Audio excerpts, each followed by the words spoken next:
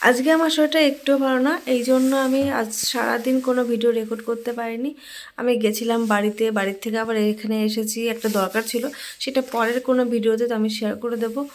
আর এখন সন্ধ্যা, কিন্তু সন্ধ্যা হয়ে গেছে এখন, ওই জন্য আমি এখানে রয়েছি আর কোনো শ্যুট করতে পারি না। দেখি সন্ধ্যার থেকে কী করি না করি আজকেই আপলোড করে দেবো, ভিডিওটা দেখতে থাকো। আমার হাজব্যান্ড যখন পুরোপুরিভাবে মধ্যপ্রদেশ থেকে চলে আসে তখন তার অফিসের কলিগরা দুটো গিফট দিয়েছিল, একটা এটা আর আগে একটা ওপেন করেছিলাম, মনে হয় তোমাদের সঙ্গে শেয়ার করেছি। যদিও বা আমি এই গিফটটা কী আছে আমি হালকা করে একটু দেখে নিয়েছিলাম, কিন্তু এত যে সুন্দর গিফটটা এখন দেখলাম আজকে। ঘড়িটা আপাতত এখানটায় সেট করা হয়েছে ড্রেসিং টেবিলের উপরে। অ্যাকচুয়ালি দেয়ালে কোনো জায়গায় জায়গা নেই রাখার মতন, পরের দেয়ালটা সেটিং করে ঘড়িটা রাখা হবে। ঘড়িটা খুব সুন্দর, তাই না?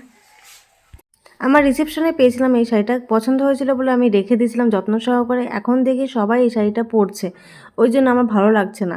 আমি আজকে পরেছিলাম, পরে আর কি একটু ভিডিও বানিয়েছিলাম। আমার একটা বাজে স্বভাব, যদি কেউ আমার পছন্দের জিনিস পরে, মানে আমি যদি দ্বিতীয়বার কাউকে পরতে দেখি, সেই জিনিসটা আমার যতই পছন্দ হোক না কেন আমার ভালো লাগে না। এই যে ঘর সমস্ত কিছু এলোমেলো করে নিয়ে রেখেছি, এখান দিয়ে ব্যাগের মধ্যে যা যা জিনিস ছিল সব কিছু গুছিয়ে এই যে আলমারিতে রাখবো। আলমারিটা খোলা রয়েছে এখনো। আর একটা কথা, এই আলমারিটা দিয়েছে আমার বিয়ের সময় আমার বাবু। তো এই আলমারির 3 ডোর আলমারি তো আমার বাবা দিয়েছে, ঠিক আছে, আমার হাজব্যান্ডের বাবা তো দেয়নি। তাহলে এখানে কি হাজব্যান্ডের জামা কাপড় বা জিনিসপত্র রাখার কি এখানে অধিকার থাকে? কমেন্ট করে বলো তো। তারপরেও আমি, এখানে কিন্তু অধিকার থাকে না, এটা আমার মতামত, ঠিক আছে? তোমাদের কি মতামত একটু কমেন্ট করে জানিও। তারপরও আমি তাকে এই জাস্ট এই যে এতটা জায়গা দিয়েছি। একটু একটু কাজ করলে আমি হাঁপিয়ে উঠছি, তাই আজকে কোনোরকম জামা কাপড়গুলো গোছালাম। বাদ বাকি কালকে আমি করব হচ্ছে ড্রেসিং টেবিলটা।